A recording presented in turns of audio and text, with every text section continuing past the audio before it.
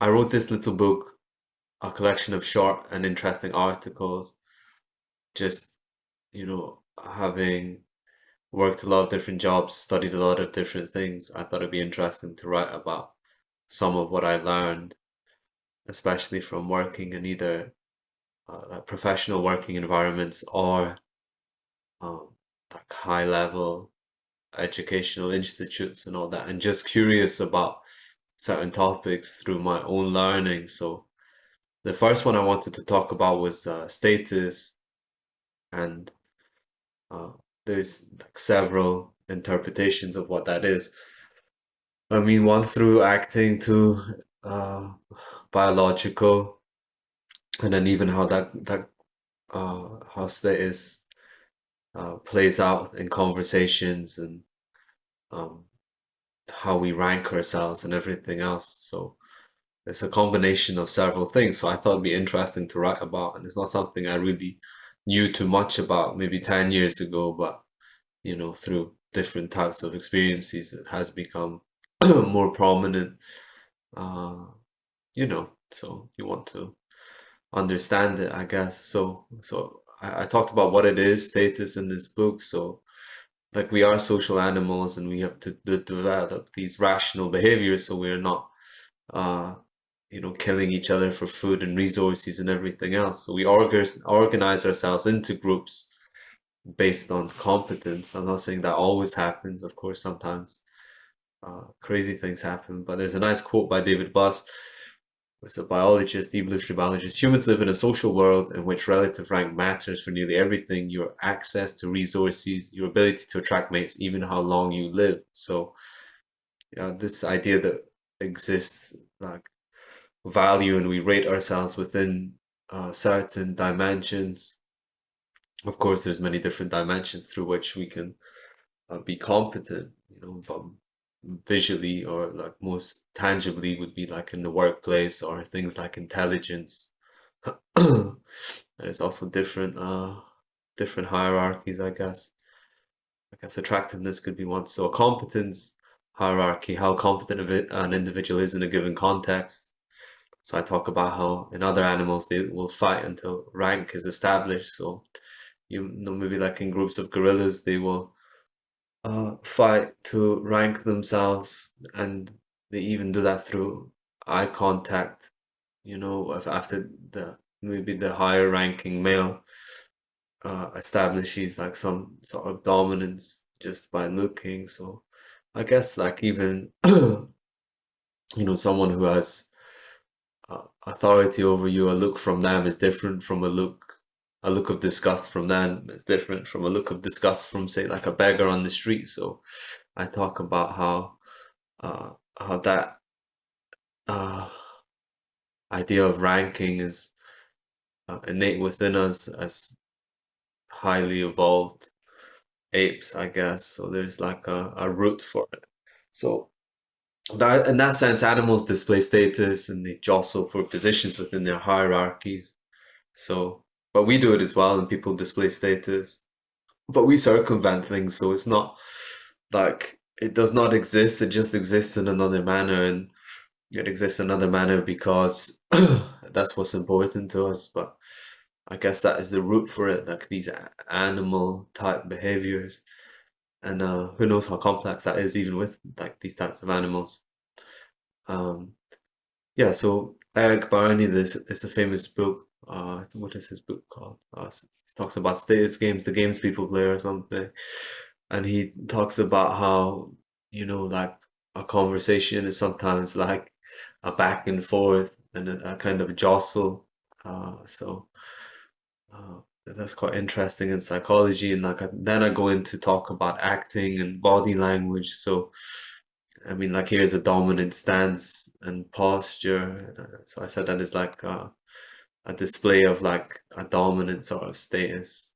So in acting, the dominant character will have a more powerful stance, and the subordinate a weaker posture, their voice, their tone, the non-verbals, responses in conversation and everything else. So I mean, status informs a lot of uh, what goes on conversation wise, and acting is a bit more, pulled to extremes because uh, topics and theater and uh, like movies and stuff needs to be engaging. So uh, I guess that's like a part of us that's pulled to an extreme and can be seen quite uh, distinctly, like in acting and something else. So here's an example: a dominant king, a subordinate prisoner. So that's power v powerlessness. He is high status, he is low status. And of course, status can change rapidly.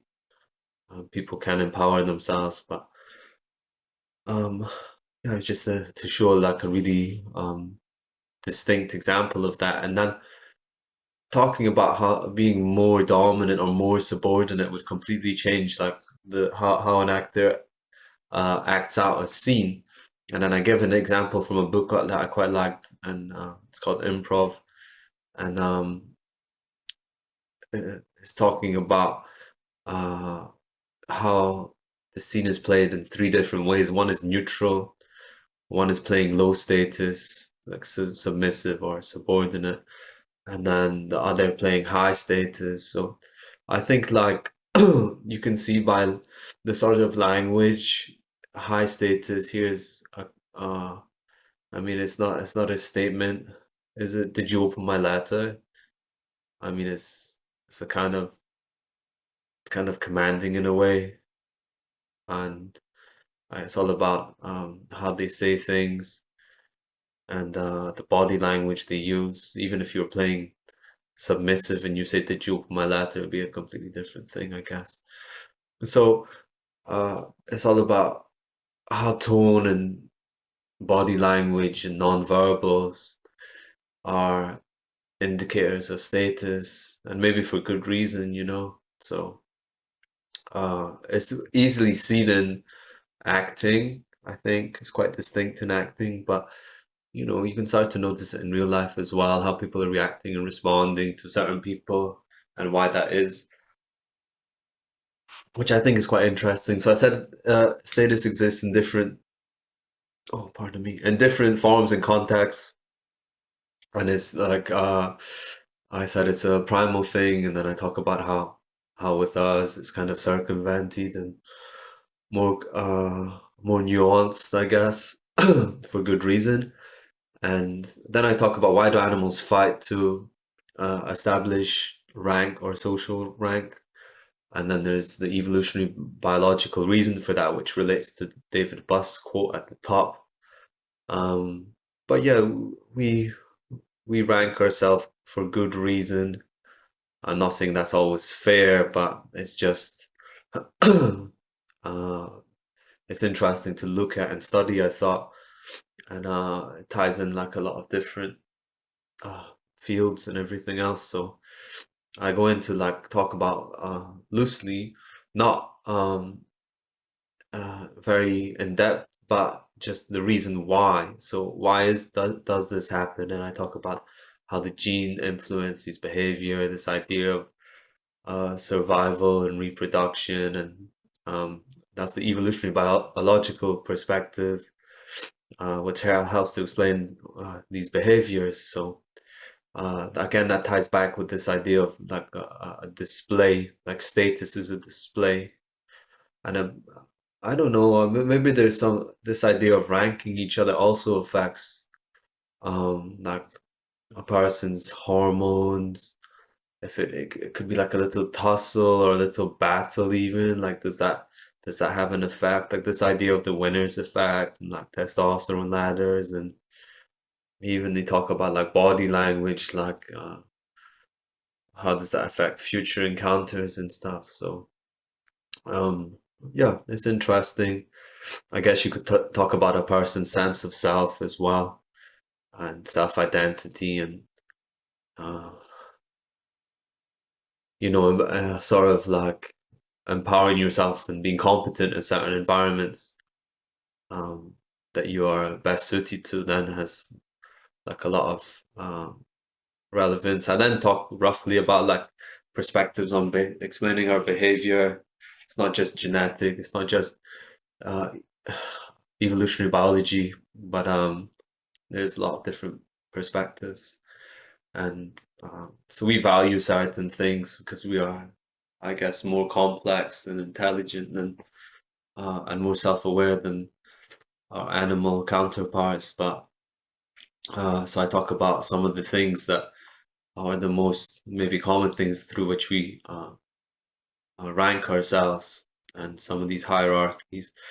So this is quite cool. Like I thought, like the ugly duckling, what is that? Well, it's like an attractiveness-based hierarchy, right? So they're ranking themselves based on looks, and then in and out groups as well. So they formed a little group. They're the same type. This one is different. We are attractive. They are not. He is not attractive. Like so. I thought that was interesting. And yeah, so I then talk about that and conveying value in that regard, a bit about evolution, David Buss stuff. So just a collection of um, important and interesting ideas about why we behave, how we behave, but in a short form and kind of tied into acting as well. So um, yeah, I thought it was interesting. I thought it'd be nice to talk about. I mean, you can pause the video and read some of it if you want. Um, I have a link to what I wrote as well.